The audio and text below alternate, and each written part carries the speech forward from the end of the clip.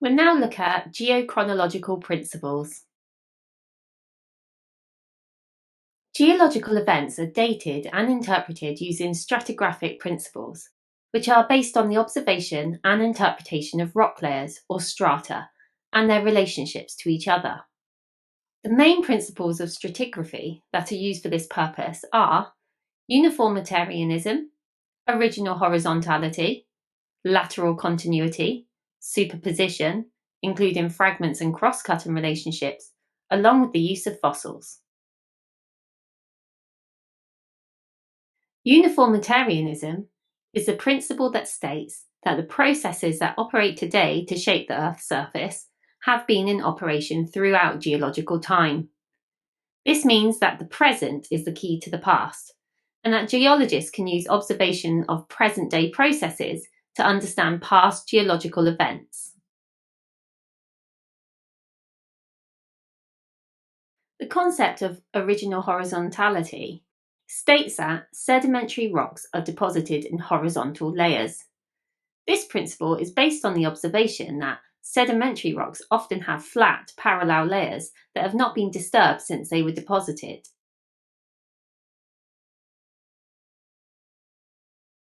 Lateral continuity is the principle that states that sedimentary rocks are deposited over large areas and are later eroded or deformed into smaller, isolated outcrops.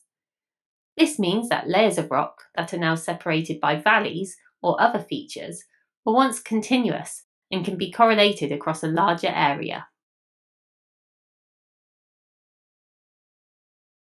Superposition is the principle that states that, in an undisturbed sequence of sedimentary rocks, the oldest rocks are at the bottom and the youngest rocks are at the top. This principle is based on the observation that new sedimentary layers are deposited on top of older layers. Using these principles, geologists can determine the relative ages of different rock layers. For example, if a layer of rock contains fragments of another older rock layer, then the layer containing the fragments must be younger than the layer from which the fragments were derived. Similarly, if a layer of rock cuts across another layer, then the layer that is cut must be older than the layer that cuts across it.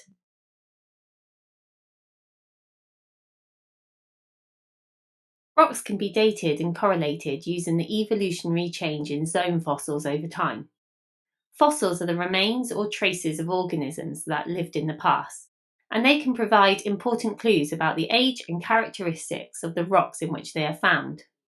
One way that geologists use fossils to date rocks is by looking at the evolutionary history of organisms. Different types of organisms have evolved over time, and their fossils can be used to create a timeline of the history of life on Earth. Geologists use this timeline to assign relative ages to different rocks. Zone fossils are fossils that are used to define a specific interval of geologic time. They are often used to correlate rocks from different regions or to date rocks that are not directly dated by other methods. Zone fossils are typically organisms that evolved rapidly and had a wide geographic distribution, such as cephalopods and graptolites. Geologists can use zone fossils to create biostratigraphic zones, which are intervals of geologic time characterized by a specific group of fossils.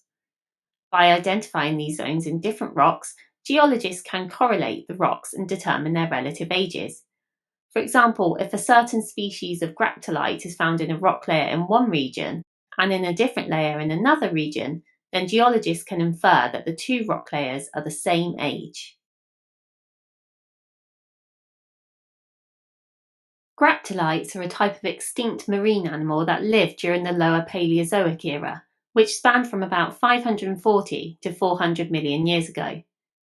These animals were colonial, meaning that they lived in groups or colonies, and they were planktonic, meaning that they drifted in the water column. Graptolites left behind a rich fossil record, and their fossils can be used to help date and correlate rock formations from this time period. They had a simple, tube-like structure and lived in colonies. The stipes, branches, and theca, the cups that house the animals, show a range of morphological changes over time. The number and orientation of the stipes change from many, which face down, to just one, facing upwards. In addition, there was a change in the number, position, and increased complexity of the thecae over time. Geologists use these changes to identify different species and create biostratigraphic zones. They evolved rapidly and had a wide geographic distribution. Graptolites are particularly useful for zonal classification of lower Paleozoic rocks because different species of graptolites lived during different periods of this era.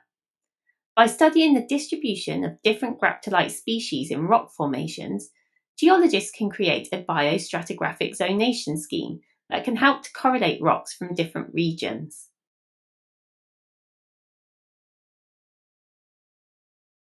Cephalopods, on the other hand, are a diverse group of marine animals that include goniotites, ceratites, and ammonites. These animals lived during the Upper Paleozoic and Mesozoic eras, which span from about 400 to 66 million years ago.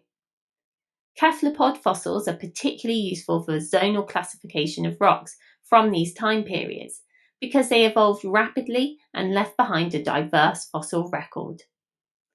Cephalopods are marine animals that have a hard, coiled shell. They have existed for hundreds of millions of years, and different species have evolved at different times throughout Earth's history. The suture line, which is the line where the shell is divided into chambers, is used to identify and distinguish different species. Over time, the shape of these suture lines, where the internal walls of their body chambers meet the outer edge of the shell, changes from simple in the Carboniferous to more complex in the Cretaceous. Cephalopod fossils are particularly useful for zonal classification of rocks from these time periods because they evolved rapidly and left behind a diverse fossil record. By studying the distribution of different cephalopod species in rock formations, geologists can create a biostratigraphic zonation scheme that can help to correlate rocks from different regions. By examining the fossil record and identifying zone fossils, geologists can create a timeline of the history of life on Earth and use it to determine the relative ages of different rocks. The decay of radioactive materials provides a method of absolute dating for some rocks and minerals. This method is called radiometric or absolute dating, and it relies on the fact that radioactive isotopes decay at a constant rate over time. Radioactive isotopes are unstable atoms that decay into more stable forms over time by emitting particles or energy. The rate at which this decay occurs is measured in half-lives, which is the time it takes for half of the original material to decay.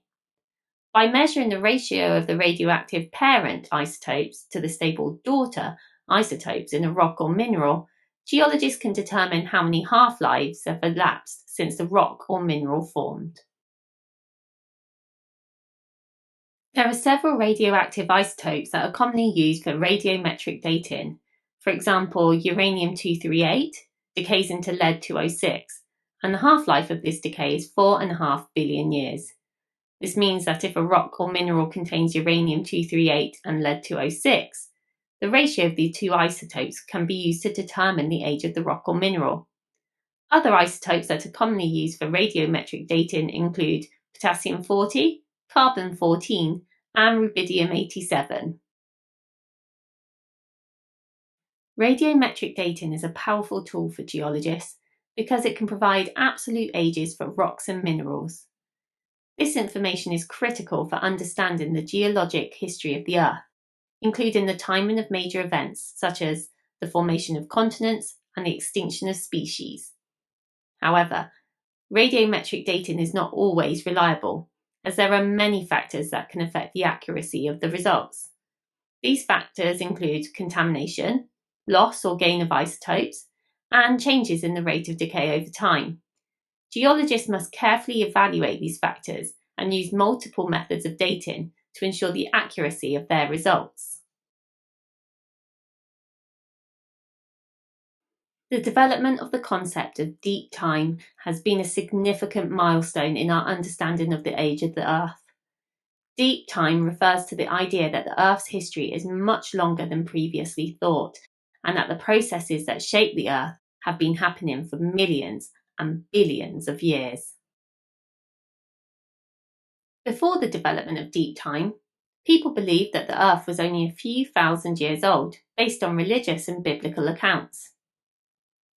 Archbishop James Ussher, in 1650, for example, calculated the age of the Earth to be 6,000 years, based on the genealogies described in the Bible. However, in the 18th and 19th centuries, scientists such as James Hutton, Lord Kelvin, John Joly, and Arthur Holmes developed new theories and methods for determining the age of the Earth that challenged these beliefs. Hutton proposed the idea of uniformitarianism, which suggests that geological processes that shape the Earth are gradual and occur over long periods of time. Kelvin used the rate of cooling of the Earth to estimate its age, while Joly used the rate of salt build-up in the oceans. Holmes developed the concept of radiometric dating, which allows scientists to calculate the age of rocks and minerals based on their radioactive decay.